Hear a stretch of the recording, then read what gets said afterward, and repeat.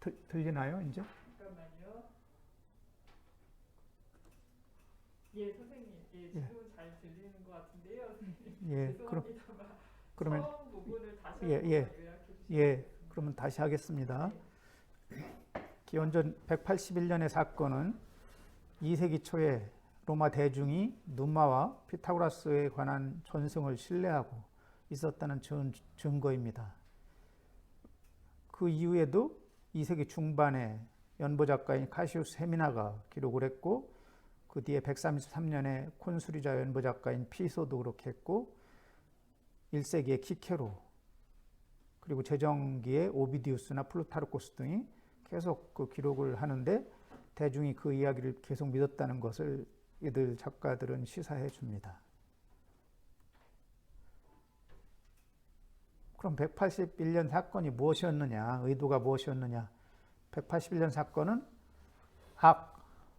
로마인들이 헬레니즘을 악으로 보면서 악을 뿌리뽑기 위한 그런 진주한 시도를 한 것은 아니었다. 그렇다고 피타고라스주의가 로마의 정통을 위협했다는 생각은 또 터무니가 없다고 봅니다.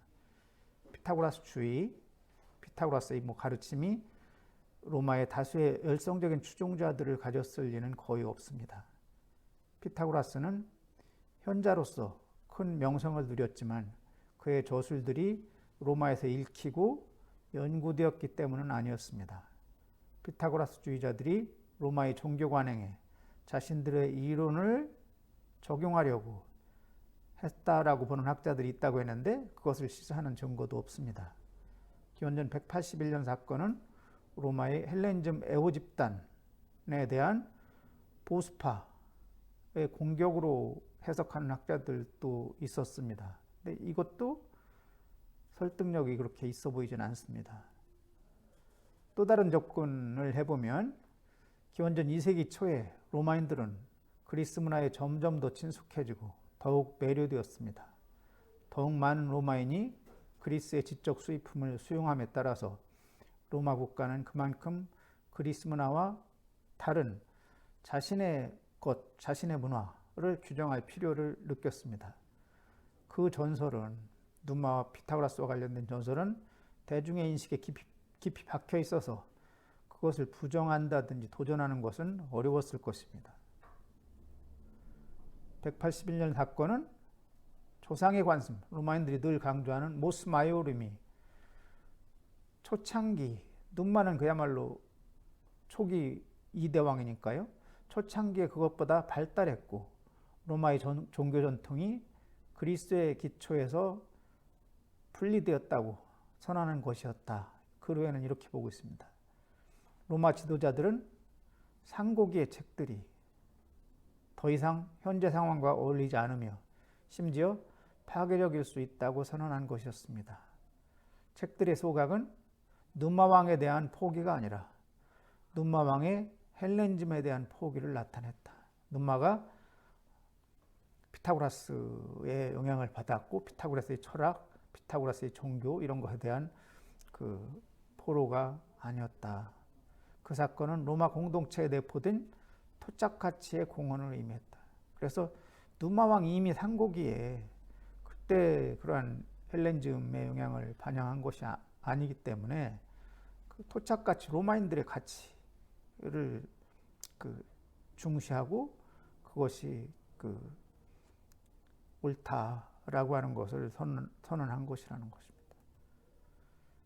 그래서 지금 큰 주제로 뒤에도 계속 이런 것 연결돼 있지만, 눈마왕과 피타고라스 관련된 이런 사건이 있고, 그 눈마왕과 피타고라스 사건이 발생하기 바로 전해, 그러니까 기원전 182년이죠. 전해에 호민관 오르키우스라고 하는 사람이 그 원로원 결의에 따라서 평민의 사치를 금하는 법원을 제출해서 통과했다. 그러니까 이게 호민관 오르키우스가 원로원에서 이제 그런 발언을 해가지고, 호민관도 원로원 회의에 가서 심지어는 원로원 회의를 주재할 때도 있어요. 현재 원로원 호민관이.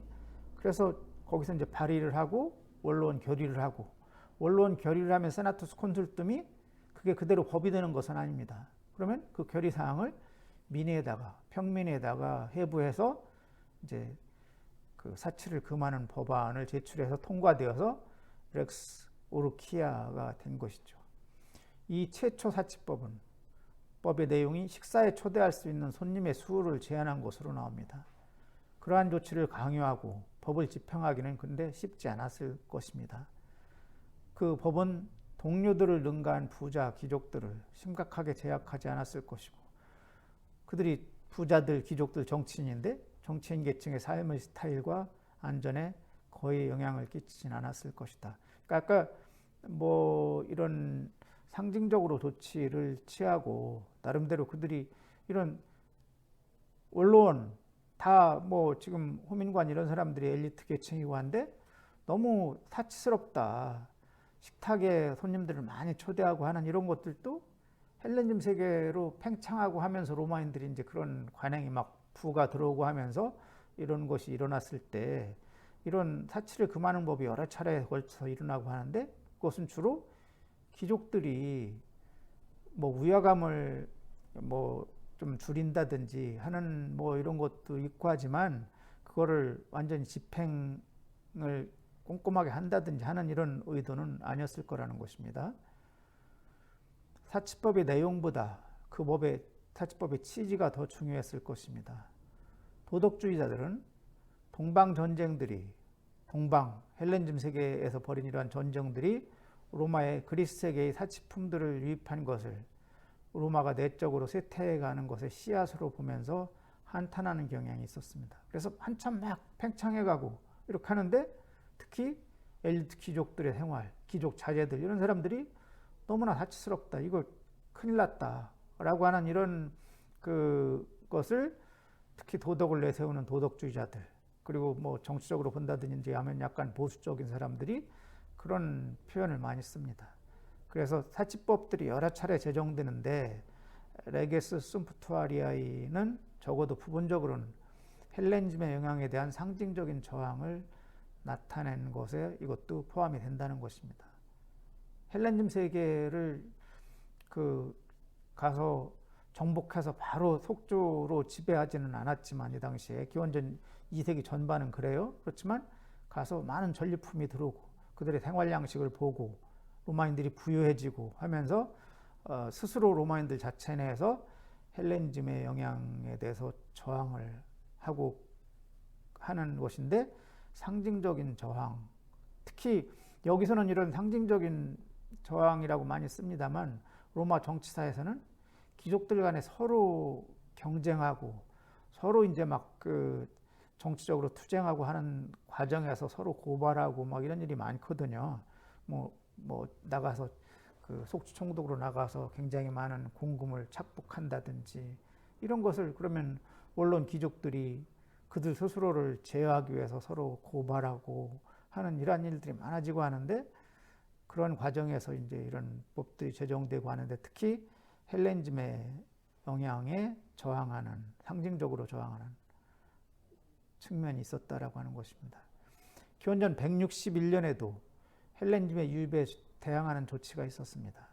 원로는 법무관 폼포니우스의 제안으로 그리스 철학자들과 수사학자들에 대해서 논의한 후에 폼포니우스에게 그들을 철학자들하고 수사학자들을 로마에서 추방할 수 있는 권한을 허용하는 결의를 했습니다. 그래서 161년에 이 조치가 근데 161년은 기원전 167년에 제3차 마케도니아 전쟁이 종결된 후에 그리스 세계에서 유입된 학자들이 철학자들과 수사학자들을 두드러지게 했을지 모르지만 철학자들의 이중적인 사유와 수사학적인 술수가 추방을 초래했다라고 보는 학자들, 케네디라든지 아스틴 같은 이런 사람들의 주장은 옳은 것 같지 않다라고 일단 보는데 특히 161년에 이렇게 왜 헬레니즘 지식인들이 많이 로마에 오게 되느냐면 167년에 제3차 마케도니아 전쟁이 헬레니즘 세계를 지배하는 데서도 거의 분수령이 어떤 로마인들이 헬레니즘 세계를 바라보고 그들에게 취하는 조치를 하는 데 있어서 분수령이 되는 이전에는 2차 마케도니아 전쟁이라든지 시리아 전쟁이라든지 이런 데 하고 나서는 그때 로마인들이 뭐 그리스인들의 자유를 선포해요. 그리스인들에게 뭐 직접 총독을 임명해서 속주로 만든다든지 뭐 하지 않고 그냥 우위관계, 우방으로서 아미쿠스, 아미키티아에 기반해서 아미쿠스 이런 것을 내세우면서 헤게모니를 인정하고 하는 것이지만 그리스인들의 기존의 어떤 세력관계라든지 이런 것은 어느 정도 인정한 상태에서 그렇게 하는 것인데 제3차 마케도니아 전쟁이 170년부터 68년 이때까지 일어났을 때에 그때 이제 로마인들이 그리스인들과 가령 아카야 연맹에 속한 그리스인들의 도시라는 로마가 공식적으로 동맹 관계에 있었고 아이톨리아 연맹의 도시들과는 동맹은 아니지만 우위 관계를 조약을 통해서 맺고 있었고 다 하는데 그리스 반도의 그 도시들뿐만 아니라 소아시아로 건너가면 뭐 로도스 섬의 로도스인들이라든지 아니면 폰투스 왕으로서 에우메네스 왕 이런 사람들은 로마와 동맹 관계에 있었고 또 소아시아에서 이제 시리아 지역의 안티오코스 왕, 시리아의 셀레우코스 왕은 또 마케도니아와 아주 적대적인 관계에서 접근을 했었고 그래서 아이톨리아 연맹의 도시들이 특히 또 시리아를 끌어들이고 막 이런 복잡한 관계 속에서 전개되고 하는데 로마인들이 제3차 마케도니아 전쟁할 때 약속했었던 그리스인들이 도와준다든지 이렇게 하지 않아요. 그러니까 전쟁하고 나서 그때 이제 볼모처럼 해서 가령 아카야 연맹에 속했던 도시들에서 유력한 정치자들 1000명을 로마로 포로로 데려오게 되는데 아카야 연맹에 속한 도시들뿐만 아니라 다른 지역의 도시들에서도 많은 사람들을 인질로 잡아오기도 하고 에페이로스 같은데 거기서는 15만 명의 포로는 다른 것이잖아요. 근데 그런 사람들을 이제 전쟁 포로로 삼고 하는데 그래서 3차 마케도니아 전쟁 때 특히 포로가 아니지만 유력한 정치인들을 로마로 데려와서 반인질 상태, 세미 하스티지 상태에 두고 했었던 이런 사람들이 로마, 이탈리아 여러 도시들에 이렇게 분산되고 하는데 그런 사람들이 이제 로마의 귀족들을 가르치고 하는 이런 역할을 많이 하고 하니까 로마의 귀족들 집안에서는 다 그런 사람들 들여다가 자제들 노예나 자제들 교육 이런 것을 노예들에게도 히라보도 가르치고 라틴어뿐만 아니라 이런 것을 가르치고 하는 일이 벌어지게 되고 한 것이죠. 그러니까 그리스 지식인들이 활동하는 일이 굉장히 많이 늘어나게 된 것이 요 167년 이후 마케도니아 전쟁 이후 종결 후에 유입된 학자들이 워낙 많고 한 상황에서 두드러졌을지 모르지만 그런 상황에서 161년에 아무튼 요 철학자들, 수사학자들을 추방할 수 있다라고 하는 프라이토로에게 그런 권한을 주었다는 것입니다. 그렇지만 철학자들의 이중적인 사유, 철학자들이 어떤 논리 이런 것을 써서 사람들에게 설득하는 이런 방식이라든지 수사학적인 술수 이런 거를 로마인들이 익숙하지 않은 이런 것을 쓴다라고 하는 이런 가설을 제시하는 사람들이 있는데 그것은 옳지 않다라고 하는 것이고요. 이때 이제 카토, 마르쿠스 포르키우스 카토, 대카토입니다. 나중에 공화정 말기에 소카토는 카토의 이제 손자가 되겠고요. 대카토는 그리스 철학자들을 비난하고 수사학자들을 조롱한 것으로도 이렇게 사료에 많이 나오는데 그 내용 콜론하고 보면 이 소크라테스 학교의 학생들이 하데스에서나 연설할 것처럼 너무 오랫동안 연습만 한다. 이 소크라테스 그리스에서 그리스가 아테네가 아테네가 이제 펠로폰네소스 전쟁에서 지고 특히 마케도니아가 성장해서 마케도니아가 위협하고 하는 그런 상황에서 필립 2세가 위협하고 하는 상황에서 이소크라테스 같은 인물이 그리스인들이 서로 싸우지 말고 필리방하게 저항하자라고 하는 그런 입장, 판그리스주의를 내세우고 있었던 정치가이고 하죠. 근데 아무튼 그런 그리스인들의 이러한 수사학교 학생들의 연설 교육 이런 것을 비난을 했다는 것입니다.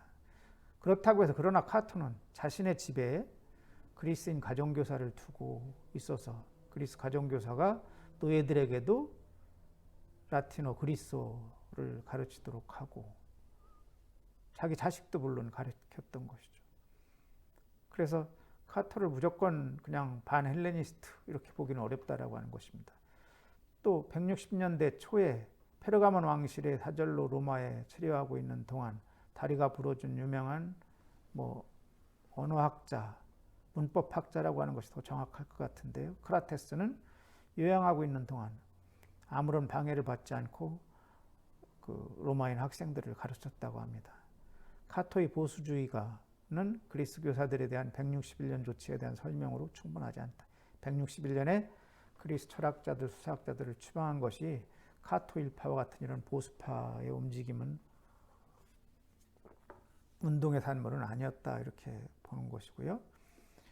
또 161년에 원로원에 결의한 내용에 키벨레 신도 소아시아 그리스에서 온 신이에요. 대모 신으로 알려진 그 키벨레 신을 기념하는 경기가 이제 로마에서 벌어지고 하는데 그때 키벨레 신을 기념하는 경기에 만찬 비용을 제한을 했다고 합니다. 한 끼 식사에는 빵과 채소 및 와인값으로 120아스. 아스가 청동 동화인데요. 100파운드의 은제 식기, 국내산 와인이 명시되어서 이렇게 제한하는 것을 볼 수가 있습니다. 이 원로원 결의는 콘술 가이우스 스트라보의 제안으로 미네에서 통과되어서 법이 됩니다. 그러니까 이런 절차를 원로원 결의가 있고 그것을 콘술이 또 제안해서 시민들의 민에 해부해가지고 통과되어서 렉스 판니아라고 하는 법으로 그렇게 만들어진다는 것입니다. 그랬을 때 이 판니우스법은 그 정무관들이 축제들에서 지출할 수 있는 비용을 제한했고 개인이 집에 초대할 수 있는 손님은 3인을 넘으면 안 된다. 3인. 또 시장이 열리는 날, 시장이 정기적으로 열릴 때 9일에 한 번 이렇게 열렸다라고 하는데 시장이 열리는 날에는 5명 이상을 초과할 수 없다. 훈제 고기, 채소 같은 특정한 식료품 구입에 연간 지출할 수 있는 비용이 얼마다 한계가 설정되기도 했고 한 끼 식탁에 암탉 한 마리 이상 올려서는 안 된다. 이런 내용도 들어가 있다고 합니다. 그래서 이런 주로 귀족들에 관련된 이런 조치, 이 판요스법을 지지한 한 연설의 단편을 보면 단편은 로마 젊은이들의 무분별한 사치와 무책임을 바로잡아야 할 도덕적 해이로 지목하고 있습니다. 판요스법은 부유하고 힘있는 귀족들이 공동체의 안녕을 위해서 자신들의 사치를 억제한 것이었습니다. 그러나 공동체의 도덕이 이러한 사치패법에 의해서 개선되었다고 볼 수가 없습니다. 이런 법들이 많이 제정되고 하는데 그 법을 엄격하게 집행하고 할 이런 의도 이런 것보다는 그런 것을 이게 좋지 않다라고 하는 것을 공식적으로 선언하고 특히 헬레니즘과 관련해서 본다면 사치로운 풍조가 헬레니즘의 영향으로 이렇게 이루어졌다라고 하는 것을 이제 염려하고 그런 것에 대해서 이렇게 경종을 울리기도 하고 하는 그런 차원에서 제정되었다는 것입니다. 정무관들이 게임에 지출하는 비용을 제한하는 것은 가능할 수도 있었겠지만 가령 축제 때 게임을 여러 가지 게임을 제공하고 특히 이 당시에 오면은 게임 시민들이 키르쿠스 막시무스 전차 경주장 팔라티노스 언덕과 아벤티노스 언덕 사이에 지금도 대전차 경주장 터가 있는데 거기에 20만 명의 시민들이 와서 관람을 할 수가 있어요. 규모가.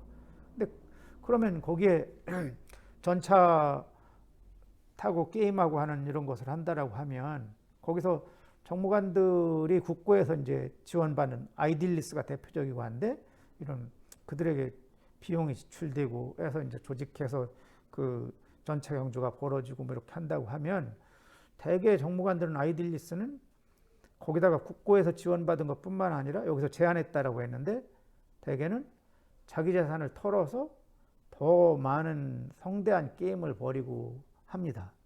그러면 아이딜리스가 내가 아이딜리스 하고 나서 그 다음에 올라갈 수 있는 민회를 통해서 올라갈 수 있는 그 정무관이 프라이토로 해요.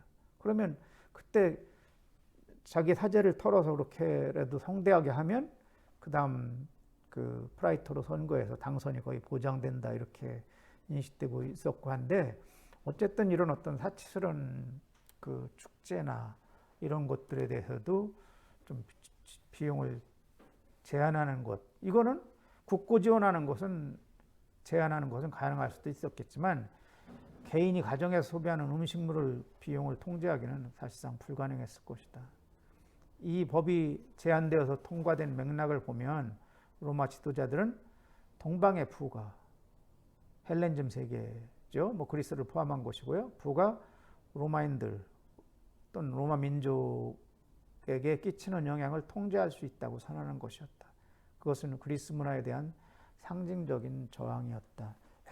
그래서 뭐 귀족들을 대상으로 한 것이고 그것을 개개인들의 어떤 도덕, 사치 이런 것을 엄격하게 규제해서 그것을 근절하겠다라고 하는 이런 것이 아니라 상징적으로 저항하고 하는 이런 그 제스처를 취한 것이죠.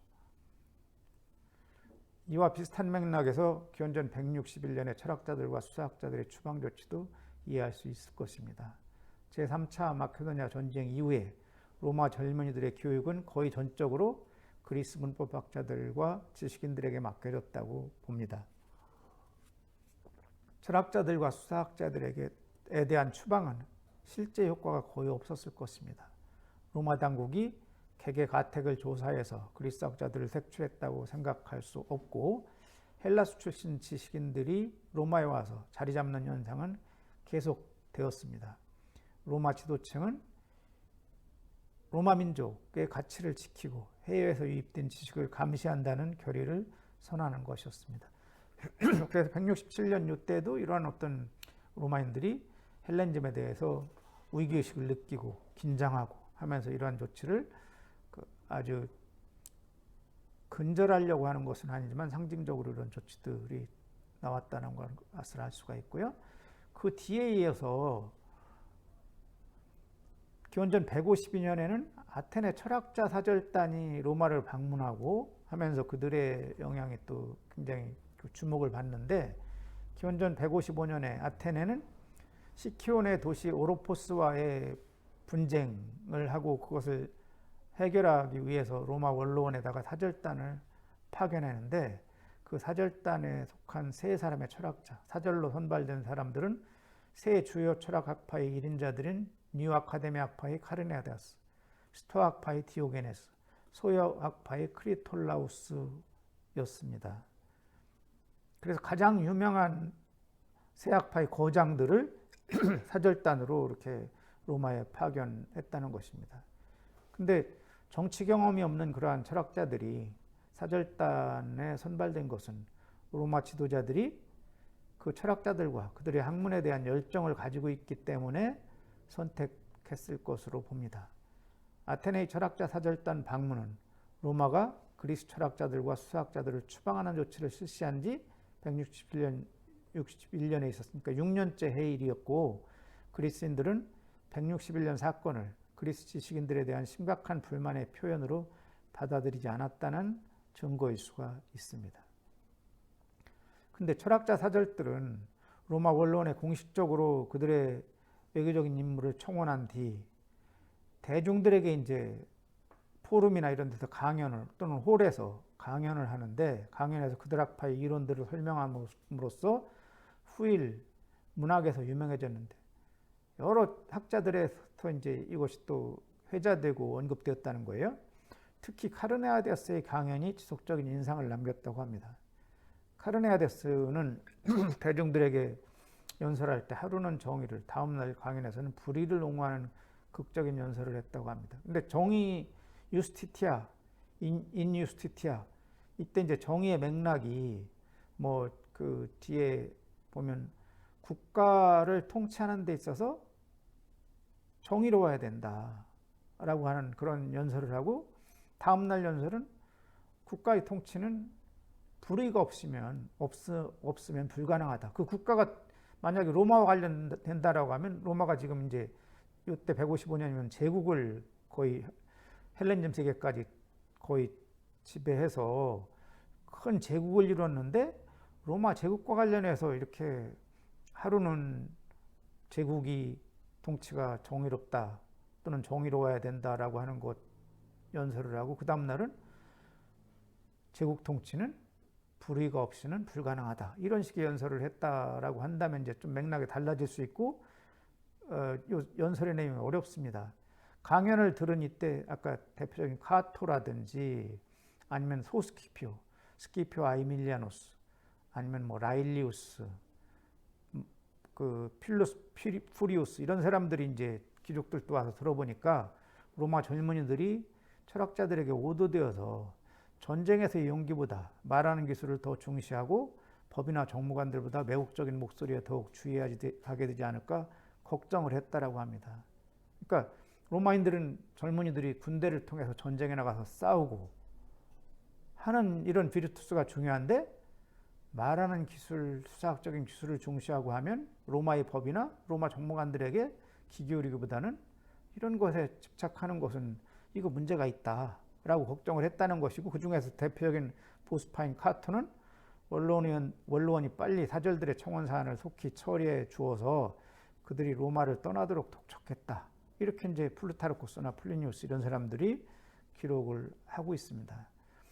근데 여기에 대해서 이제 몇몇 역사가들, 오늘날의 학자들은 카르네아데스의 강연이 로마 제국주의에 내포된 불의를 드러냄으로써 로마에 비판적이었을 것으로 보았다. 그래서 카토나 이런 사람들이 빨리 보내려고 했을 것이다, 이렇게 이제 해석하는 사람들도 있는데, 그러나 카르네아데스가 로마의 대외 정책을 비판함으로써 아테네를 위한 애교적인 양보를 얻어내는 사절의 임무를 포기하려 했다고 보기는 어렵지 않을까, 이런 생각을 또 가질 수가 있다는 것입니다.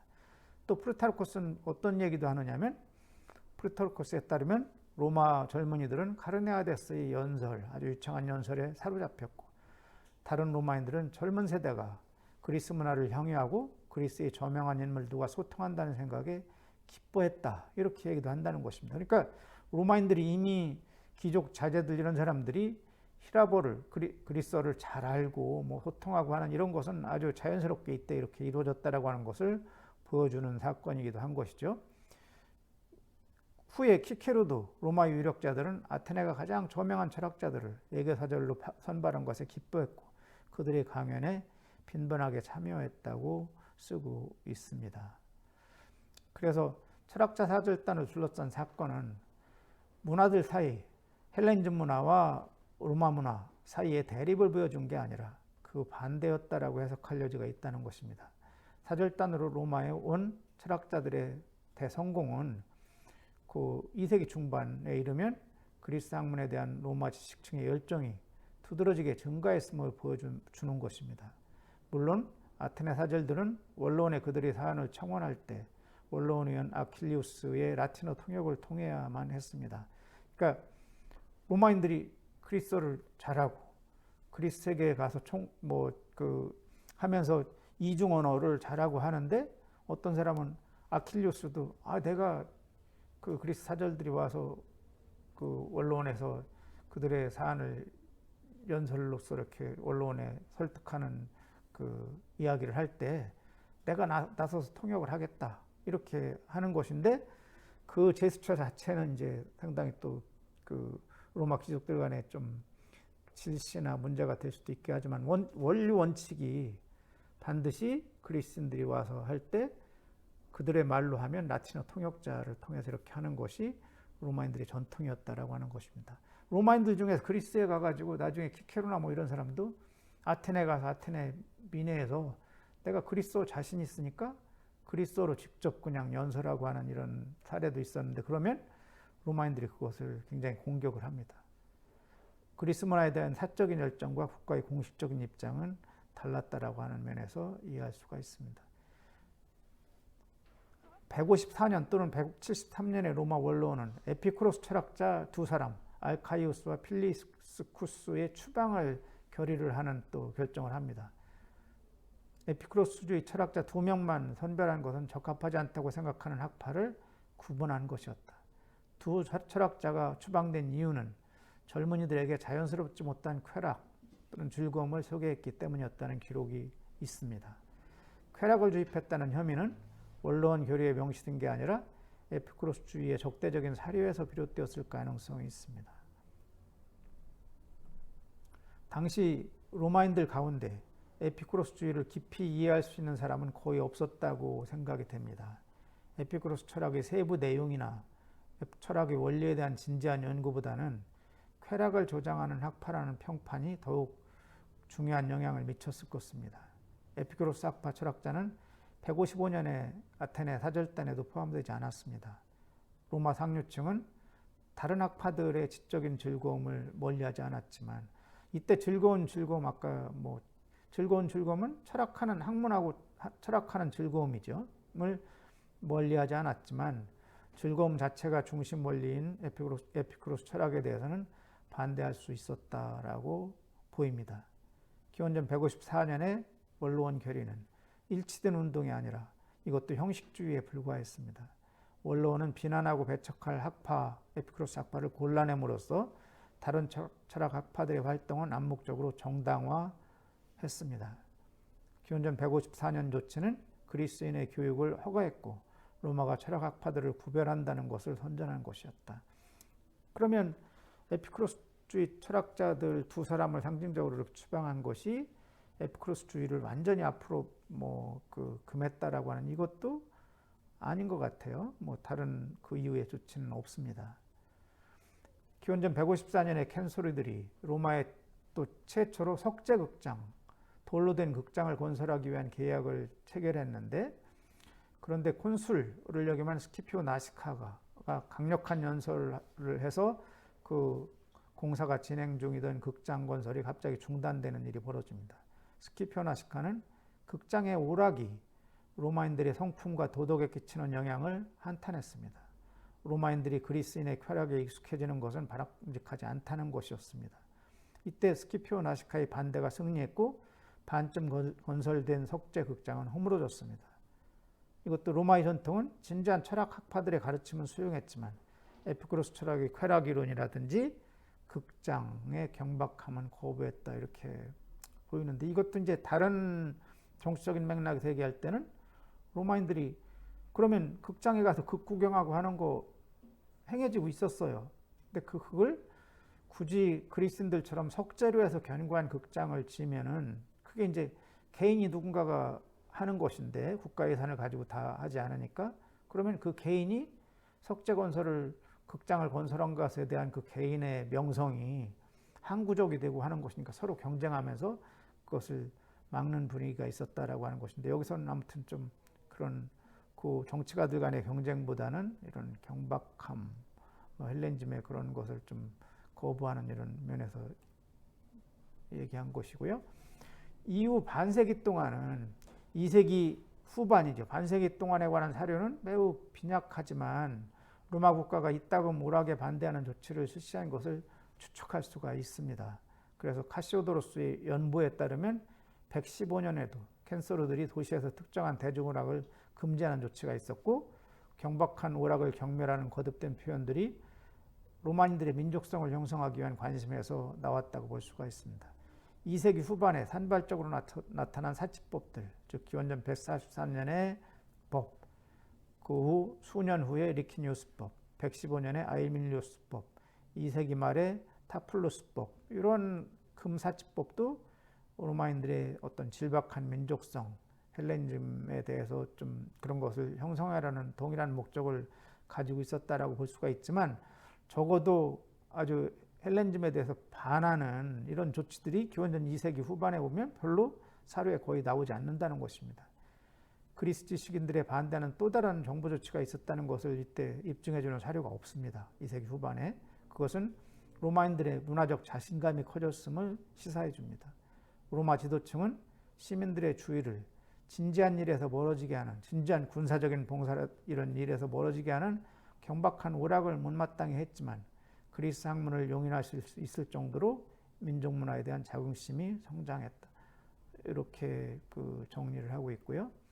그 다음에 이제 92년으로 이렇게 1세기 초에 속하는 92년에 들어갔을 때 두 명의 캔서르들이 칙령을 92년에 반포하는 것이 이게 이제 상당히 뭐 수사학 교육과 관련된 내용을 담고 있는데 이게 그 여러 학자들이 매달렸지만 이것도 해석이 좀 분분하기 때문에 요거를 좀 보면요. 92년에 캔서르가 두 명이에요. 늘 캔서르들이 하는 일이 국가의 도덕 풍기 이런 것을 관장하기도 하고 그래서 심지어 원로원 의원이나 기사신분 이런 사람들도 도덕적으로 문란하다든지 하면 원로원 의원에서 박탈하고 기사신분인데 말을 국가로부터 가지고 있는 기사신분인데 기사신분이 자기 체력 관리를 못해가지고 몸이 비대해진다든지 하면 말 탈 자격이 없으니까 말을 뺏어버리고 아니면 기사신분을 박탈한다든지 이런 것도 하고 캔서르들이 센서스 조사를 5년마다 할 때 그걸 주관해서 시민들이 그 어느 재산을 가지고 있는지 원로원의 자격이 되는지 기사신분의 자격이 되는지 시민들은 등급이 재산 등급이 이동할 수도 있고 거기에 따라 그런 것을 다 정하는 일을 하기 때문에 콘수를 역임하고서 원로원에 들어가 있는 사람들이 마지막에 두 명의 캔서르를 5년마다 선출할 때 캔서르 선거에 나가서 당선되고 하는 것을 굉장히 명예롭게 여기고 있죠. 그 캔서르들이 또 하는 일 중에서 국가의 중요한 정책 이런 것을 뭐 건설한다든지 하는 이런 것에 대해서 그 계약 청부하는 계약을 하는 임무도 맡고 있습니다. 여기서 이제 92년 캔서르들인 두 사람 루키우스 크라수스와 그나이우스 아에노바르구스 이 두 사람이 라틴 수사학자들 그리스 수사학자들이 아닌 라틴 수사학자들이 운영하는 학교들을 신랄히 비난하는 칙령을 이에 발표합니다. 라틴 수사학자들을 지칭하는 사람들에 의해서 조직된 새로운 형태의 교육, 학교죠. 교육이 있는데 그 학교들에서 젊은이들이 시간을 낭비한다는 것입니다. 조상의 관습에 어긋나는 그러한 학교들은 학교를 운영하고 학교에 다니는 사람들과 마찬가지로 비난받을 만하다. 근데 이들의 그 내용이 제정기의 수에토니우스나 갤리우스가 언급하는 사료에서 이렇게 나오는 거예요. 이 칙령의 진위와 의도는 논쟁의 대상이었습니다. 문제의 칙령을 갤리우스는 라틴 수사학자들을 억압한 칙령으로 추측했고 또 다른 키케로일 텐데요. 캔서르들이 수치스러운 학교가 폐쇄되도록 명령했다. 학교가 루두스죠.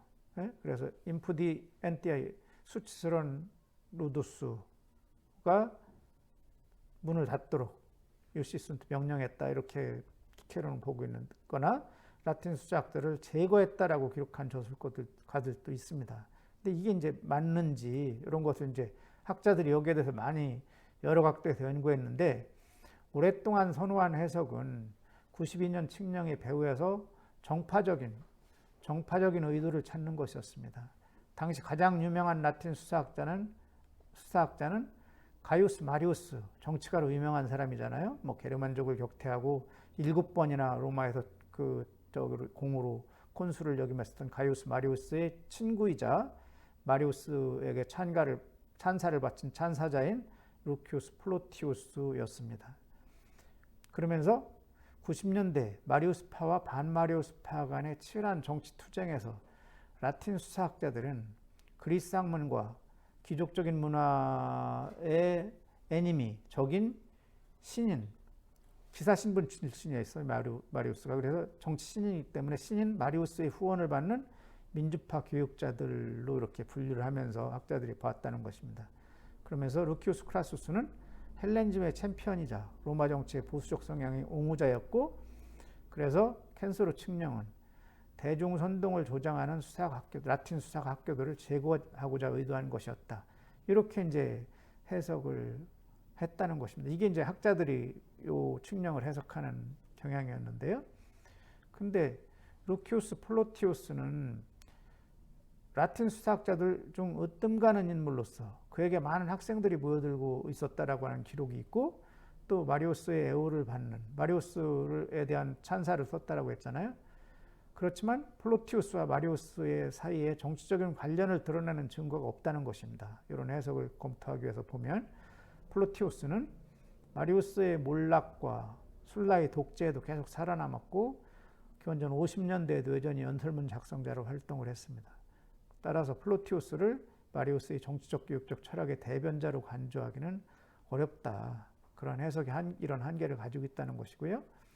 마리우스의 반헬레니즘적인 태도도 의심스럽습니다. 마리우스는 사료상에서 많이 마르쿠스 포큐스 카토와 마찬가지로 굉장히 헬레니즘에 대해서 적대적인 태도를 가진 대표적인 사람으로 많이 등장하는데 의심스럽다는 것입니다. 마리우스는 그리스 문학 공부를 경멸한다고 말했는데 군사적인 용기가 의심스러운 지식인들에 반해서 자신의 군사적 자질을 강조한 것이었다는 것입니다. 마리우스는 그리스어를 알고 있었지만 공식적으로 사용하지 않는 채 했고 그리스 문화를 속민, 로마의 속주로 떨어진 속민의 문화로 조롱을 했다고 합니다. 마리우스의 그러한 태도가 헬레니즘에 대한 진정한 혐오나 헬레니즘을 억압하기 위한 정치적인 계획을 결과하지는 않았다는 것을 주목해야 합니다. 1세기 초의 정치 무대는 사실 마리우스파, 반마리우스파 이렇게 구분하기가 어렵고 모호하고 복잡했습니다. 마리우스와 호민관 사투르니누스의 연합은 100년에 깨졌고 마리우스가 게르만족을 격퇴하면서 전공을 세우니까 7번이나 계속 콘술로 이렇게 당선되고 했는데 마리우스의 계획을 이제 군대를 가난한 시민들을 군대에 받아들인다든지 하는 이런 것에 귀족들이 이제 반마리우스파들이 반기를 들으니까 호민관 사투르니우스를 끌어들여서 사투르니우스가 아주 연설의 힘으로 마리우스의 계획을 정치적으로 원하는 것을 민회에서 통과시키고 막 이렇게 하면서 이제 대항을 하고 있었는데 그 연합이 100년이 되면 깨어진다는 것입니다. 깨어졌고 90년대에 다른 장군들이 새로운 동맹과 타협을 통해서 중앙 정치 무대에 진출하려고 노력하는 분위기가 있었습니다. 아마도 기원전 95년 이전에 마리우스의 조카이자 양자가 루키우스 크라수스의 딸과 아까 캔서르 중에 한 사람이죠. 결혼을 했습니다. 마리우스와 크라수스는 그리고 95년의 정치적 재판에서 또 협력하는 그런 모습을 보여주는데 그렇지만 동시에 마리우스는 크라수스뿐 아니라 안토니우스, 스카이볼라, 가장 저명한 스카우루스 등과도 제휴를 합니다. 그래서 영향력 있는 귀족들과 마리우스가 연합한 것을 보면 로마 정치를 마리우스의 민주파 또는 포플라리스파, 반마리우스파의 보수파로 구분해서 분석하는 것은 옳지 않다라고 하는 것을 알 수가 있는 것이고요. 크라수스가 어느 정치 진영에도 속하지 않는 유연한 태도를 크라수스도 보였다는 것입니다. 지금 2명의 캔서르 중에 한 사람이죠. 원로원 의원제 연설가로 활약한 크라수스는 기원전 119년에는 가이우스 카르보에 대한 고발 연설로 최초로 대중의 명성을 얻었고 그라쿠스의 전통, 포플라리스적인 전통이죠. 전통을 흠모하는 사람들의 신뢰를 얻었습니다. 근데 한 두 해 뒤에는 크라수스는 식민시 나르보를 위한 격렬한 연설을 했는데 거기서는 기사 신분의 이익에 호의적이고 원론에 비판적인 연설을 합니다. 그 다음에 그의 가장 빛나는 연설은 106년에 배심원 법정에서 기사들의 영향을 감소시키는 법안을 찬성하는 것이었습니다. 배심원 법정의 배심원의 자격이 원로원 의원으로만 하느냐, 기사 신분도 들어가느냐, 이게 이제 굉장히 중요한 것인데 그런 입장이었다는 것입니다. 크라수스는 마르쿠스 드루수스의 주둔 조언자이기, 드루수스가 이탈리아 동맹국 시민들에게 로마 시민권 주자라고 하는 개혁안을 밀고 나가다가 또 암살당하고 하는 인물이었는데 그 주된 조언자였고 드루수스 개혁을 둘러싼 토론에서 언론의 권위를 지지하는 강력한 연설을 하니까 어느 한파로 포플라레스파, 옵티마 원로원파 이렇게 구분하기 어렵다라고 하는 것입니다. 마찬가지로. 크라수스의 동료 캔소리였던 도미티우스 아에노바르구스도 대중운동 또는 포퓰라리스 운동의 반대자로 범주화될 수 없다. 104년 호민관을 지냈고 도미티우스는 모든 사제를 민회에서 선출해야 한다는 법안을 민회에 제출해서 통과시켰고 디오 자신이 그 사제로 선출됩니다. 도미티우스는 또한 원로원 의장 스카우루스와 격렬하게 논쟁하고 그를 민회에서 고발하는 일도 있고 이런 것을 보면 도미티우스가 지지한 92년 칙령을 민주적인 운동 또는 포퓰라리스적인 운동에 대한 저항으로 보수파 캔서르들의 저항으로 보기 어렵다. 그래서 일반적인 어떤 연구 경향에 대해서 그 경향이 설득력 없다라고 하는 면을 볼 수가 있고요. 그래서 92년에 두 캔서르는 정치적으로 연합하기는 또 그들 간에도 공개적으로 서로 대립했던 양상을 그 특징적으로 지적할 수가 있습니다. 도미티우스는 크라수스가 사치스러운 생활을 한다고 신랄하게 비난했고 크라수스는 도미티우스를 구릿빛 턱수염은 철면, 아이언 페이스와 납빛 심장, 납으로 된 무거운 심장과 잘 어울린다라고 조롱을 했다고 합니다. 두 캔소르의 대립은 캔소르직에서 물러날 때까지 계속 대립되었습니다. 그렇게 대립하는데도 그들 후일문학에서 빈번히 그런 내용이 언급되는데 92년 캔소르들의 깊은 경쟁심과 대립을 고려하면 라틴 수사학자들에 대한 칙령, 그들을 비판하는 칙령에서 협력한 것은 굉장히 이례적이다라고 볼 수 있다는 것이죠. 그 내용은 수사학 교육에서 그리스어를 라틴어로 대체한 것이 이게 약간 제가 정확하지 않은데 그리스인들이 하는 수사학 교육을 라틴인들이 하는 교육 이렇게 하는 게 오히려 좀 옳을 것 같아요. 들에는 정치 지도자가 되려는 많은 젊은이가 연설 능력을 가질 수 있게 함으로써 기존 엘리트들을 위협했을 것으로 보는 학자들이 있습니다. 그러니까 그리스인들이 하는 교육하고 라틴인들이 하는 수사학 교육이 이제 새롭게 있을 때 그 기존 엘리트들이 이제 위협을 느꼈다는 것이죠. 이 주장은 라틴어 수사학 훈련이 90년대 말 최초로 도입되었다는 가정에 입각하고 있는데 수사학자들이 90년대 이전부터 라틴어로 또는 라틴인들이 가르쳤다라고 하는 증거들이 있습니다. 주목할 점은 종래 수사학 교육은 수사학자들이 기족 과정에서 개인적으로 학생들을 가르치는 형태였는데 93년경에 라틴 수사학자들이 최초로 제도화된 학교들을 설립한 것이었다. 그래서 키케로의 데오라토레에서 라틴이 호쿠 비에노 마기스트리 디켄디 엑시스테룬투 호쿠 비엔도가 이 2년 동안에 라틴이 마기스트리 디켄디 라틴 수사학자들로 번역할 수 있겠죠. 이 2년 동안에 라틴 수사학자들이 엑시스테룬투 출연했다, 증가했다 이런 뜻이에요. 그러니까 그런데 오라토레의 화자들이 연설한 그 연대가 기원전 91년이고 그러면 2년이니까 93년이면 이런 이제 제도화된 학교가 라틴 수사 학교가 설립하고 그것이 굉장히 증가했다 이런 것으로 이제 해석할 근거가 된다는 것입니다. 연설가들을 양성하기 위한 공식 학교들의 설립이 캔서르들의 저항을 촉발했다. 그러면 그 이유가 무엇인가? 몇몇 학자들의 주장에 따르면 그라쿠스 시대의 대중선동의 활동이 크게 늘어남으로써 민회에서 대중을 설득하는 기술이 매우 중시되었습니다.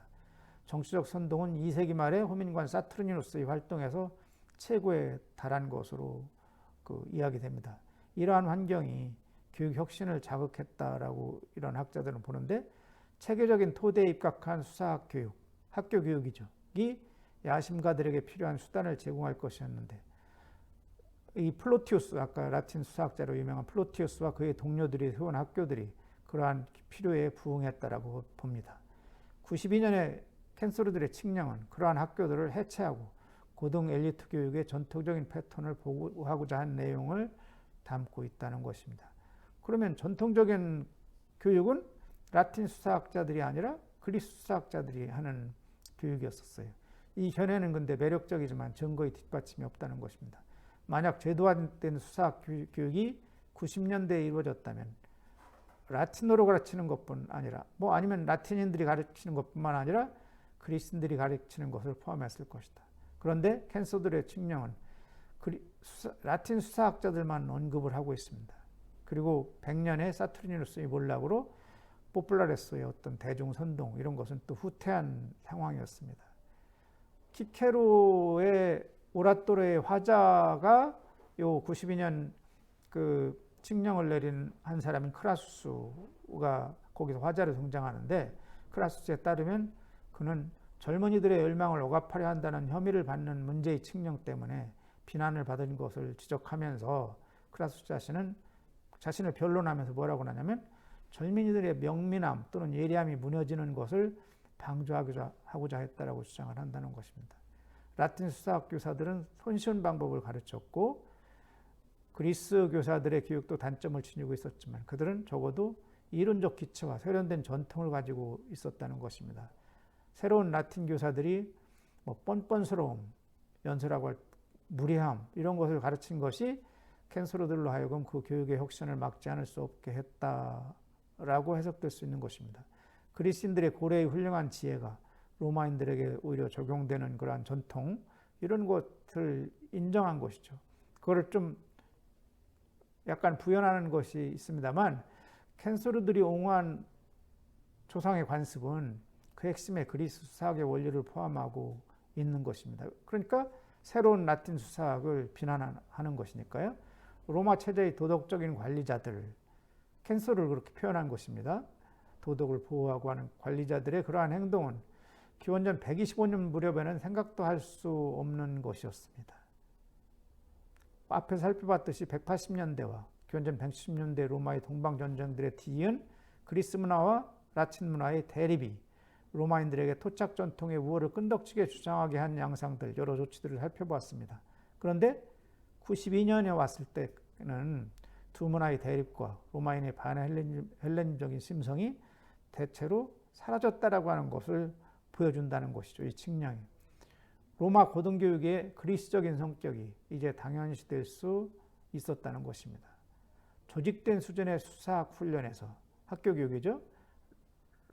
라틴어를 사용하는 것, 제가 여기 약간 그 훈련에서 라틴어를 사용하는 것은 새로웠고, 혹은 라틴인들이 교육하는 것, 이렇게 하는 것이 좋을지도 모르겠어요.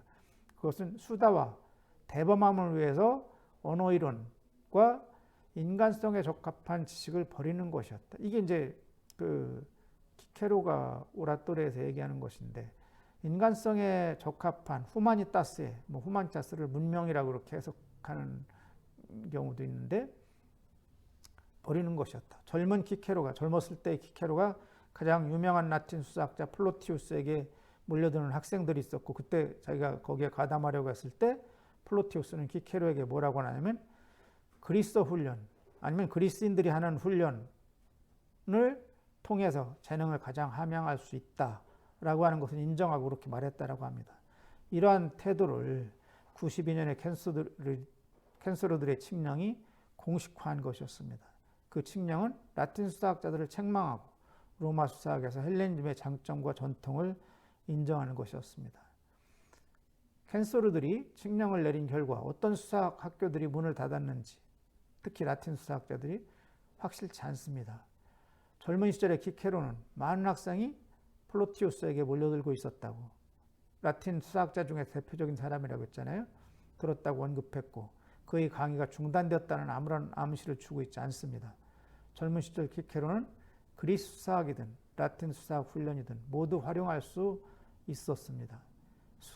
그래서 가령 수사학자 마르쿠스 안토니우스와 루키우스 플로투스 같은 사람은 이 칙령이 92년 칙령이 발표된 뒤에도 확실히 그들의 교육을 계속하고 있었습니다. 칙령의 목적은 실제 변화를 가져오기보다 원칙을 선언하는 데 있었습니다. 캔소르들은 라틴 수사학 학교들의 폐쇄를 기대할 수 없었습니다. 그들은 수사학 교육이 그리스 학문의 전통에 뿌리박고 있어야 한다는 원칙을 공식적으로 그것을 더 선호하고 했던 것입니다. 예, 제가 결론을 이런 결론 없이 내렸지만 이미 다 그래서 기원전 2세기의 헬레니즘에 대해서 로마인들이 긴장하고 그것에 대해서 상징적으로 저항하고 하는 이런 조치들, 이런 것을 쭉 내리고 했지만 그것이 그들의 헬레니즘 수용 자체를 막는다든지 이런 것은 아니면서도 나름대로 자신들의 정체성, 자신들의 문화 이런 것에 비추어서 그들이 우세하다라는 것도 내세우고 또 이렇게 거부하는 조치도 취하고 했지만 적어도 기원전 2세기 후반으로 오면서 그런 조치들을 거의 반대 조치를 확인하기가 어렵고 기원전 92년에 왔을 때의 이 캔서루들의 조치는 그리스 수사학의 전통 이것이 조상들의 라틴인들이 로마인들이 내서는 조상들의 관습에 속하는 것이다 라고 하면서 오히려 혁신적인 라틴 수사학의 교육을 비판하고 하는 이런 것은 그 굉장한 어떤 큰 변화를 보여주기도 하고 어떤 그들의 헬레니즘에 대해서 거부감 내지는 위기의식을 느꼈던 그런 것이 상당히 사라지고 로마인들이 문화적인 자긍심 이런 것을 가진 것을 반영하는 것이 아니냐 이렇게 보인다는 것입니다. 예. 선생님 장시간 감사합니다. 선생님 질문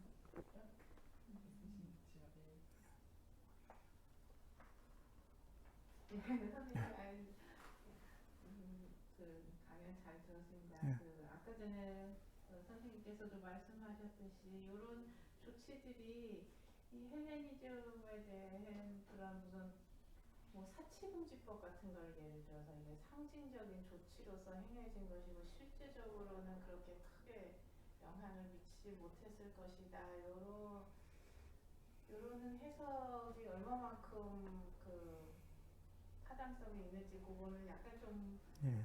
오히려 이 사치금지법 같은 경우 뭐 아까 전에 선생님께서도 언급하셨듯이 극장 이렇게 석조 극장 같은 거를 통해서 개인의 명성이 이렇게 확장되는 거를 막는다든지 뭐 사치금지법에서 뭐 161년 제정된 거 무슨 키렐레 그 거기에서 만찬에 무슨 비용을 제한한다든가 이런 건 오히려 아까 전에 선생님께서도 언급하셨듯이 부정선거 이런 거와 관련해서 좀 진짜 실제적인 효과가 있지 않았을까. 헬레니즘에 대한 무슨 상징적인 무슨 행위라기보다는 실제적인 목적을 가지고 행해진 조치가 아니었을까. 그래서 이제 네.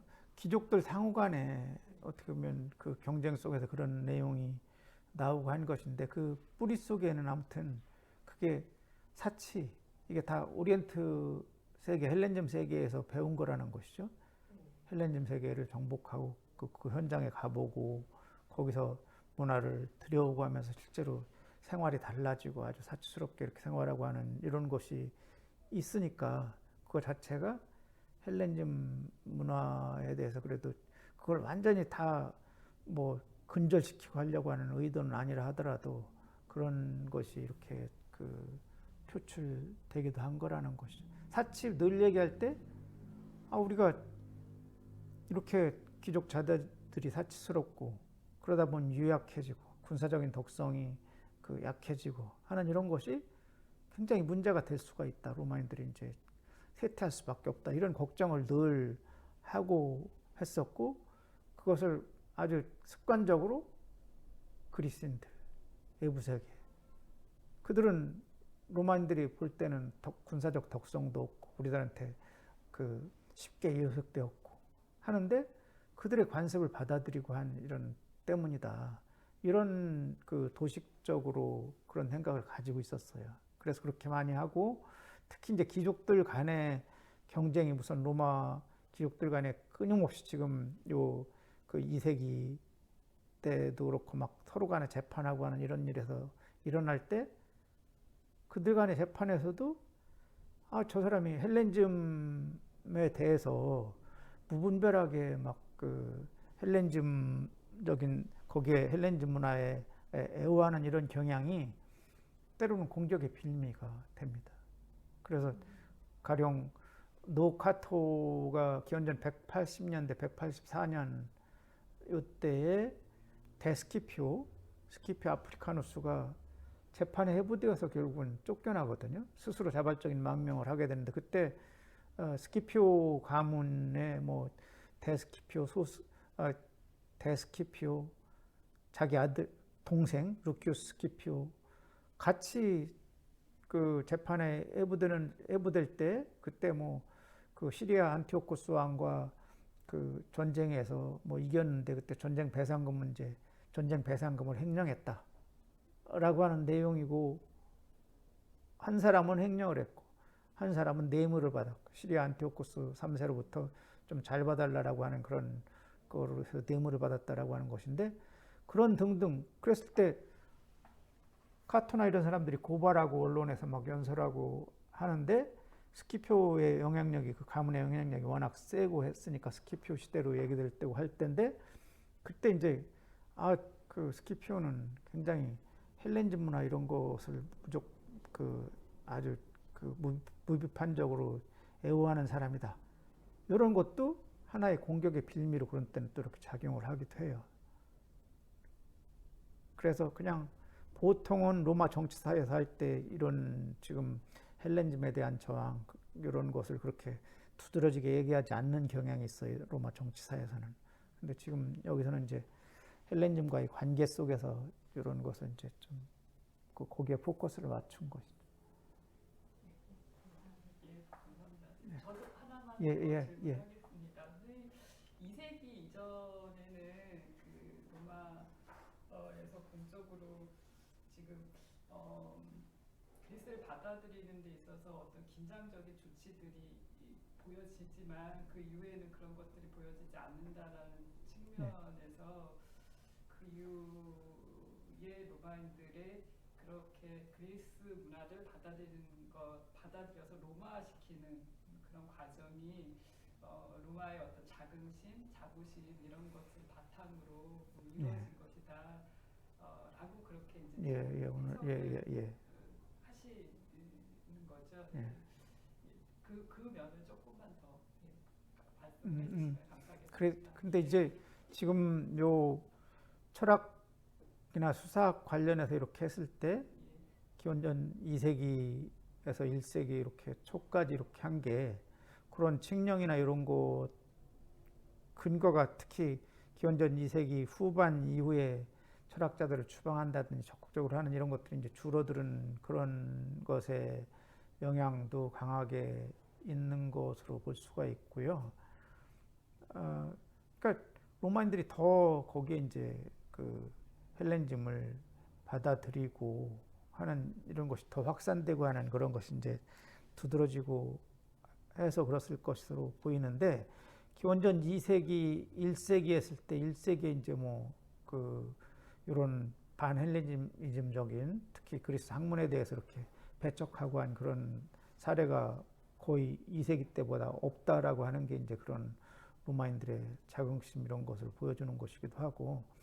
근데 공식적으로는 여기서 이제 그로엔도 그렇고 다른 사람들이 지금 1세기 가령 뭐 아우구스트 시대까지나 계속 이어서 그런 증거를 가지고 할 수 있는 그게 없으니까 여기서 지금 이렇게 딱 끝나고 하는 것을 말씀드리고 하는데 로마인들이 1세기에 뭐 헬렌즘 세계 완전히 다 이집트라든지 시리아 속주로 폼페이우스가 시리아를 속주로 만들고 그다음에 악티움 해전에서 이집트도 다 속주로 만들고 하면서 명실상부하게 이렇게 제국을 시중의 세계를 다 지배하고 한 이후에 그러면 어떻게 할 거냐.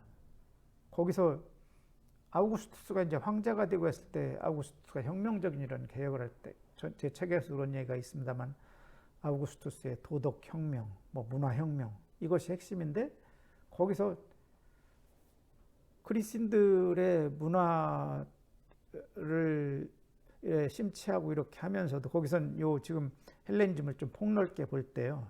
폭넓게 봐서 볼 때 아우구스투스가 그리스인들의 그 고전 시대의 헬레니즘, 고전 문화, 그리스 문화를 어떻게 볼 것이냐, 그리스인들을 어떻게 볼 것이냐라고 할 때 그 옛날에 아테네나 스파르타로 대표되는 그리스인들은 페르시아인들과 열심히 싸우고 막 해가지고도 그런 영광스러운 그런 덕성도 보여주고 했던 그들의 고전 문화 이런 것이 있는데 옛날의 그리스인들은 훌륭했다, 인정한다. 근데 현재 그리스인들은 우리한테 복종해야 되고 현재 그리스인들은 도덕적으로도 우리보다 떨어지고 우리의 지도를 받아야 된다. 이런 입장이 굉장히 깔려 있어요. 그래서 그리고 실제로 기원전 1세기 뭐 이렇게 지나면서 이제 정치적으로 로마가 더 탄탄하게 제국을 통치하고 할 때, 그러니까 어떤 그리스인들, 현재 지금 헬레니즘 시대 지배하고 있는 그리스인들은 아무튼 도덕적으로도 그렇고 여러 가지 로마인들에게 복종을 해야 되고, 그리고 그 현실적으로는 뭐 아예 로마의 지배자들에게 숭배하고, 지배자 숭배 이런 거를 통해서 그 황제를 숭배하고, 아니면 더 먼저 자발적으로 기원전 1세기 때부터도 뭐 폼페이우스나 이런 사람들이 그리스 세계 그 정복하고 할 때 그리스인들이 자발적으로 뭐 그 신전 세워주고, 예? 살아있는 속주 총독을 직접 신으로 이렇게 상을 만들어 신과 동일하게 숭배하는, 그게 지배자 숭배다라고 하는 것인데, 헬레니즘 세계의 그 사람들은 알렉산드로스 이후에 헬레니즘 왕들을, 살아있는 왕을 그렇게 그 신과 동일한 반열에 올려놓고 숭배하는 전통이 있었어요. 알렉산드로스가 그것을 요구한 이후에. 그러니까 어떻게 보면 그런 현실의 권력에 있는 로마의 권력자들에게 숭배하고 뭐 이렇게 하는 그러한 입장에서 로마가 주도권을 가지고서 그것을 강요하기 전에 그런 현상이 나타났고 하라고 했었고요.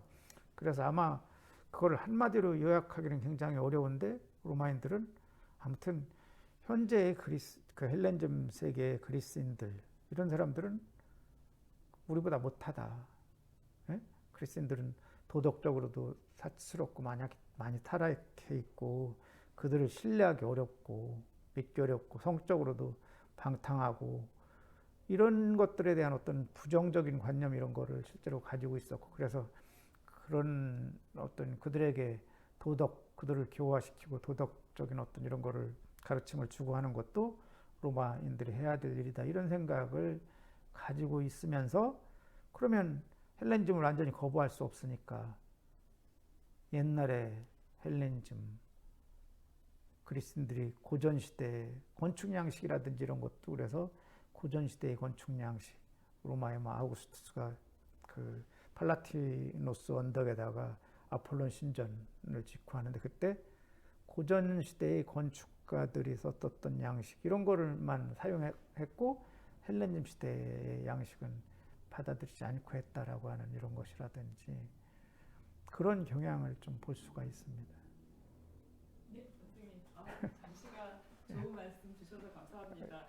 기원전 2세기부터 1세기 예. 안에 사이에 있었던 로마인들의 헬레니즘 수용 분위기, 이런 걸 굉장히 생생하게 잘 공부하는 시간이 됐던 것 같습니다. 선생님 좋은 강의 주셔서 감사합니다. 예, 감사합니다.